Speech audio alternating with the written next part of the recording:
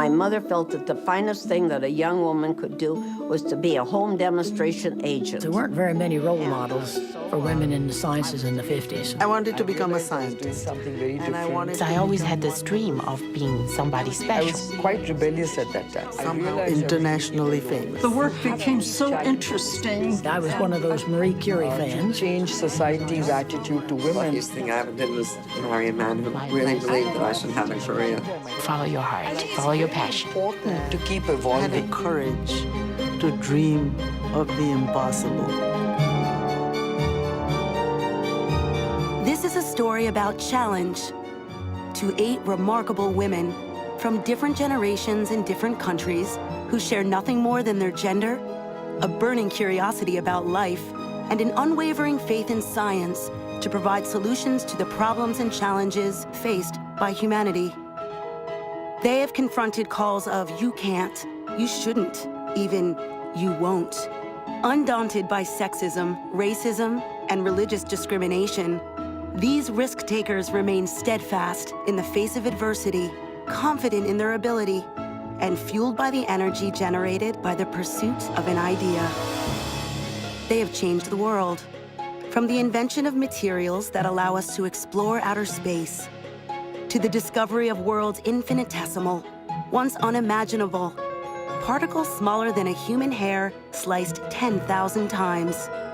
It's the story of eureka moments and day after day of dogged research. It's the story of a brave group of women who, in their day, had few role models, few paths to follow.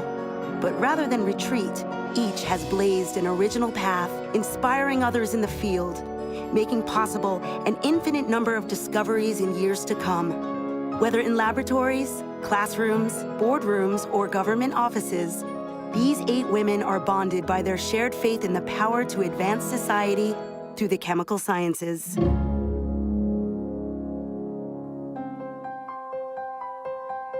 All scientists begin their journey by exploring the world with a child's eye and heart.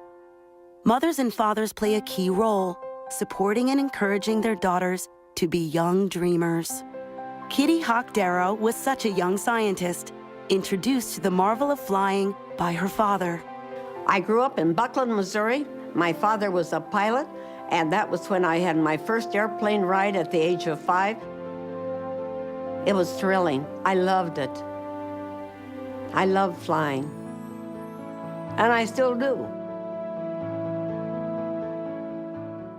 As a young girl, Stephanie Kwolek enjoyed roaming the neighborhood woods outside of Pittsburgh with her father, a lover of nature who practiced the age-old art of grafting. He and I spent a lot of time just roaming through the woods, looking for animals and snakes and leaves and wild plants, and I put all these things in a scrapbook.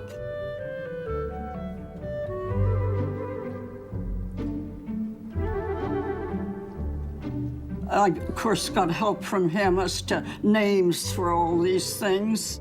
We grew vegetables and flowers and so forth, so it's almost like living on a farm. For chemical engineer Paula Hammond, a Detroit backyard was her first laboratory. As a child, I primarily remember having this backyard that had a cherry tree and a crabapple tree. Being able to, go into the yard and pick up things on the grass, and I tended to tear them apart, look at them, inspect them. I had a thing with ants at that time, examining how they built their mounds, actually watching them carry loads of food into the mound. With a father who was a PhD in biochemistry and a mother with a master's in nursing, it was inevitable that Paula and her siblings would grow up in a house filled with science. I have an older and a younger brother, and my older brother had a chemistry set that we all played with.